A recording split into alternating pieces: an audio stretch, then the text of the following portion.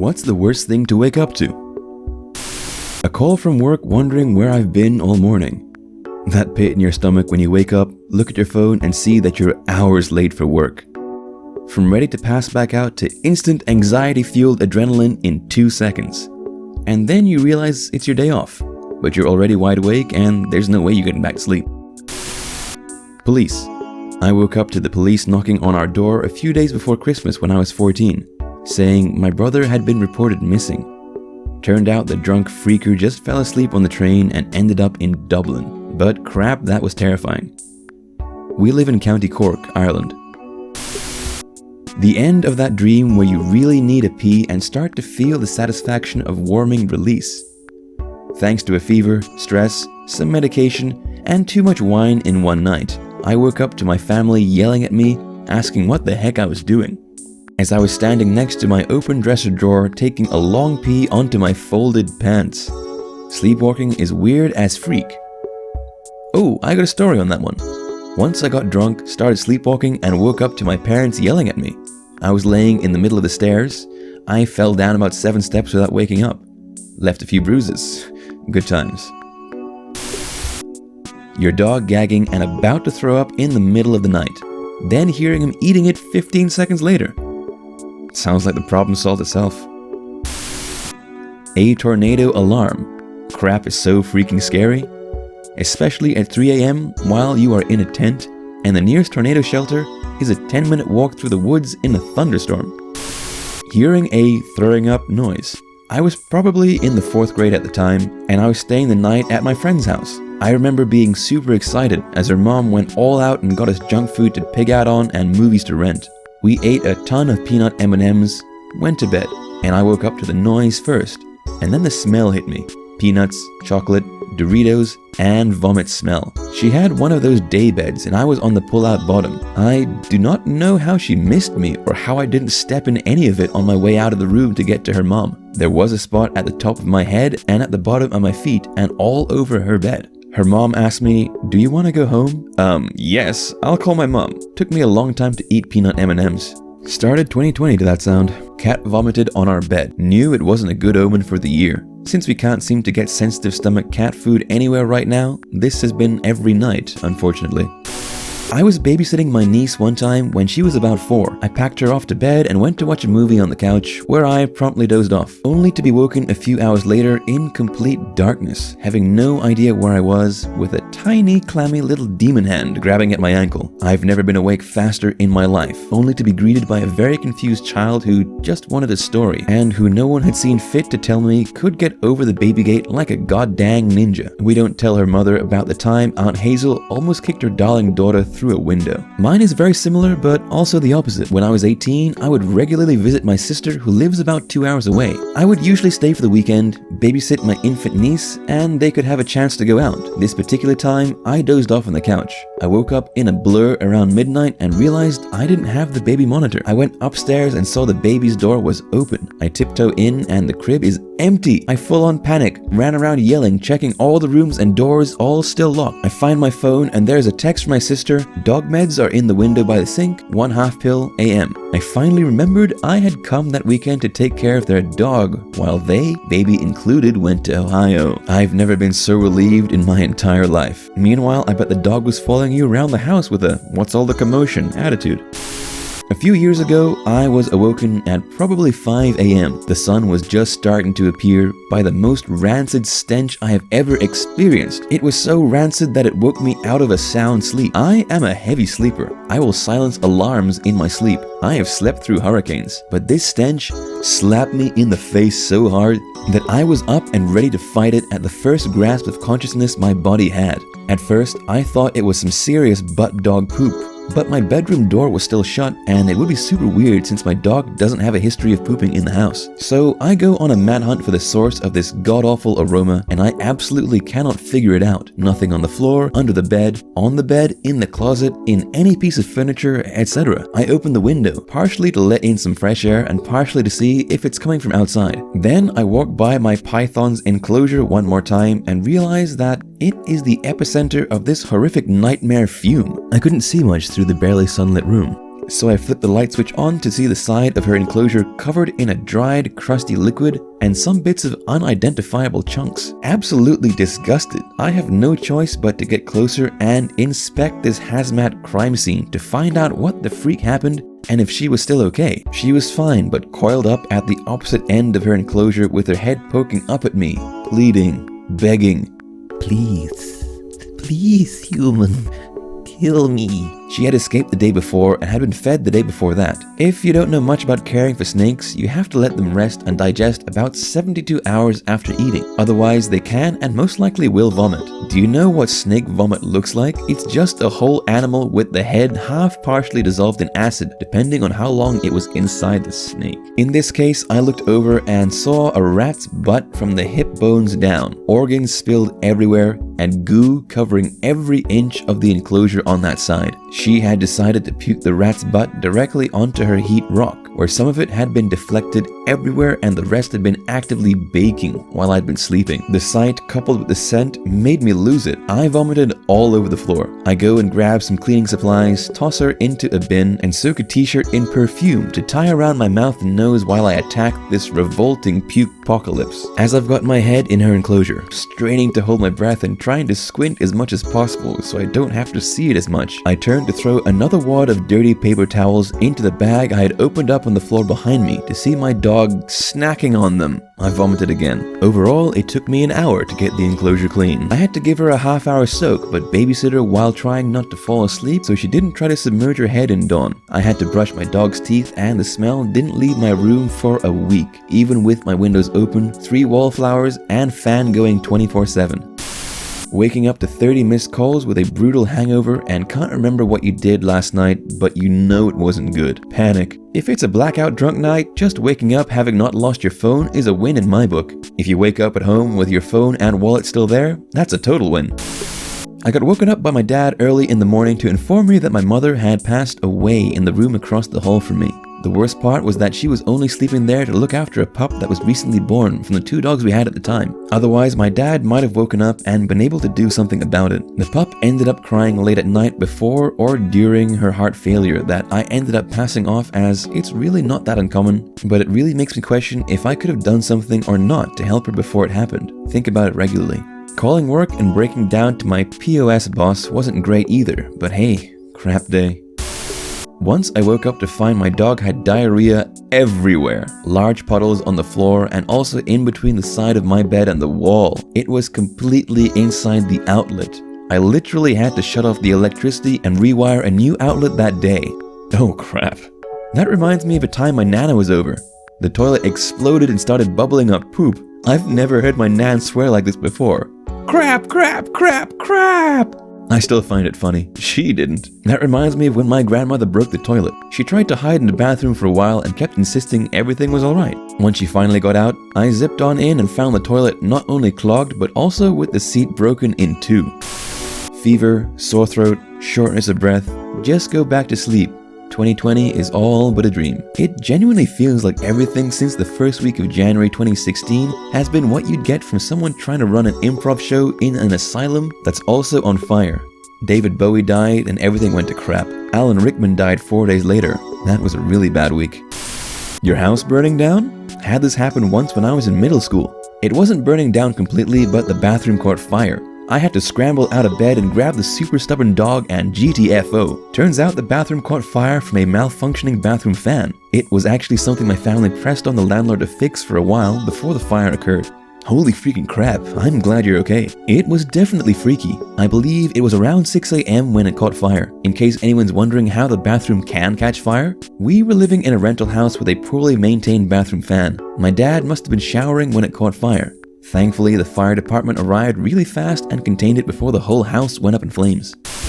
The sounds of your parents having sex. I once did. I was at that age where you should kind of be waking yourself up, but you are also young, and I went downstairs to my parents' room to ask why they didn't wake me up. I go downstairs and into the hallway where their room is. As I walk down the hall, I hear a weird noise, and when I am about 4 meters away, I hear my mom moaning and whimpering, like she's trying to be quiet, but also is very into it. I was mortified, and I sat in my bed for a couple of minutes just wondering why I had to witness that. After that, my parents yelled at me for not being ready for the bus. My mom woke me up because my grandmother passed away. This, waking up to hear someone has died, is dying, or is deathly ill, just sinks your day from the start. I got a call from my dad at 4 a.m. a little over a month ago telling me my mom had passed. As soon as I saw his number, I knew. Sorry for your loss. Those middle of the night calls are never good.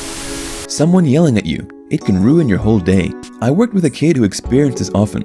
He would come to school out of sorts and anxious. Little things would set him off at school and he would lash out, he would be punished, labeled as a bad kid, sent home to this anxiety-inducing household again with parents who were angry at him. Poor kid was prepared to fight or fly most of the day. And of course, with all that going on, he was learning nothing and getting behind his class, which made him more anxious because he didn't want to look stupid. An alarm. Not just any alarm, the iPhone alarm. Waking up in an ice bath with a missing kidney and blood all over the place. Your clothes, bed sheets, bed stained with period blood. Or the sinking feeling that you just know as soon as you roll out of bed, it'll leak everywhere. The run to the bathroom in the mornings is always my least favorite part of periods. The waddle runs. I do not enjoy that in the morning. Sunlight. I work the early morning shift and I'm already driving to work before the sun even comes up. A couple of times my phone has ended up under my pillow and I've missed my alarm, only to wake up to the sun glaring in my eyes. That sudden feeling of freaking up always sucks. Yeah, I remember those days of waking up before dawn. If I woke up to sunlight, then I immediately knew I freaked up and with a jolt of energy, hop out of bed. Opening your eyes only to see that you're on the front porch in your mother's arms and an ambulance pulling up into the driveway. I stared at it and passed out again a few seconds later. I woke up late the next day. Turns out I had a severe epileptic seizure. Scary crap.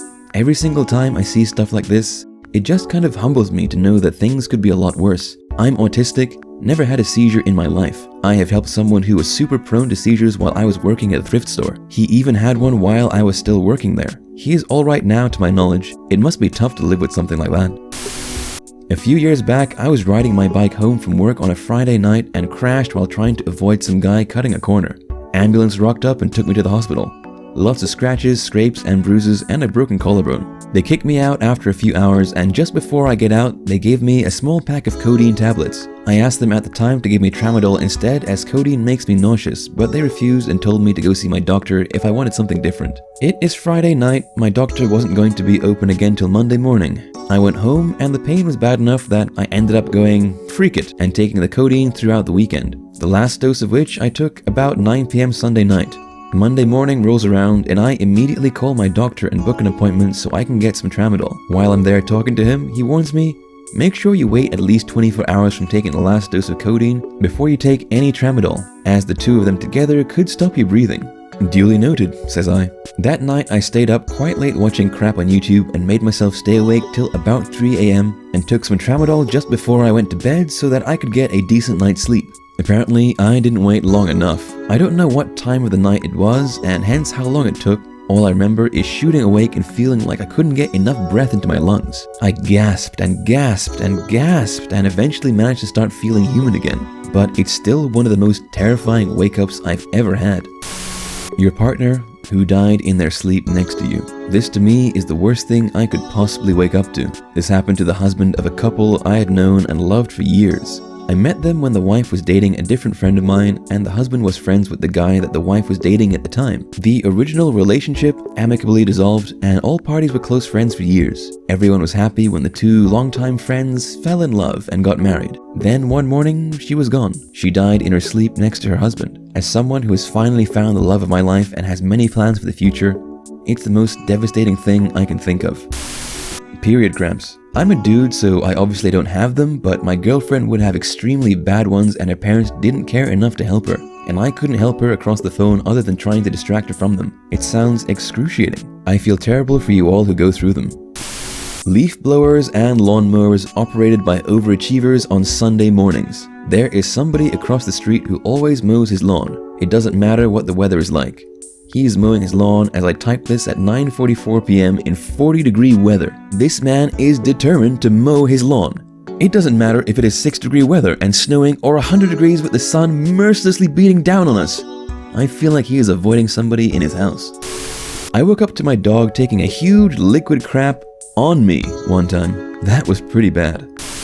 My ex-girlfriend was bat crap crazy and woke me up with throwing a huge cup of water in my face. She then proceeds to tell at me for hours how I was a piece of crap and how I had no future and that I wasn't a man. She ended up cheating on me. Now I wake up alone, but it's better than that. I always enjoy putting my arm around my fiancée when I wake up in the morning. I woke up one morning after having a dream about her and moved my arm to put it around her, and she wasn't there. She was out of town on business. The feeling of contentment and happiness turned to disappointment instantly. I went on vacation with my SO recently, and she has no problem sleeping until 11 a.m. some mornings. I, on the other hand, usually wake up by 8:30 to 9, if I don't have anything earlier. So I got up to make coffee and get some work done while she got some rest. I'm working on a little table in our cabin, and I see her wake up about an hour later and go to cuddle up to me. The immediate look of sheer betrayal and grumpiness that I wasn't there is a look I'll never forget. Well, the sad answer I can give to this one would be my mother walking into the room to tell me my dad is having a stroke and that I would have to help the paramedics when they arrived. As for a slightly less downbeat story, last summer I felt something moving down my face, like a bead of sweat. It kept moving down it though, so I went to sweep it away, but then I heard this buzzing sound. It shook me and my eyes opened moments later. I looked down on the bed and saw a bumblebee on my bed. I should probably add, I don't necessarily hate bees, but I don't like being in the same room as anything that buzzes, mainly because it's the noise that gets to me. Considering the only thing separating me and the bee were some bed sheets, I got out of there quick as heck and told my mother what was going on. Screaming. Just over a year ago, I woke up at 3 in the morning to my little sister doing the most horrifying screams. Blood-curdling, pure agony screams. I suffer from PTSD from many traumatic events in my life, one of them being rape.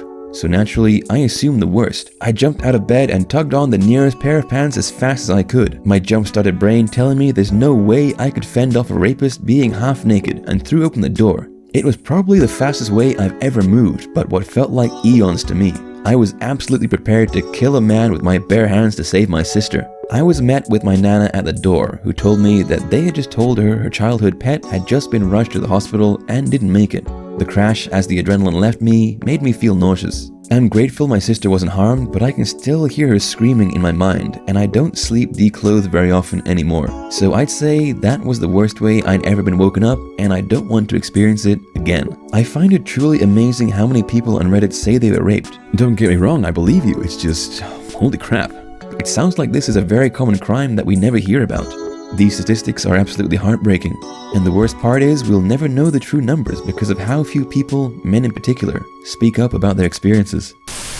The worst way I've personally woken up was having a hot water bottle burst on my feet, waking up to searing pain in a sleeping bag in the dark, with my youngest child in my arms and with my now soaking and scalding water socks. It took me a while to move my daughter away. I unzipped the bag, feel around to find why I was on fire. As I'm examining myself, I saw the rapidly growing burns on me. There was shin-deep mud outside my tent that stretched on for about a kilometer before the nearest first aid point. I now had cracked open burns that were only getting worse as the moments pressed on. I was in too much pain to think properly. I waded open sore through the mud, which was both refreshingly cool and painfully getting into my wounds. I waded through this muddy soup for the kilometer to the station. Their very first question, "Why didn't you radio us to come get you?"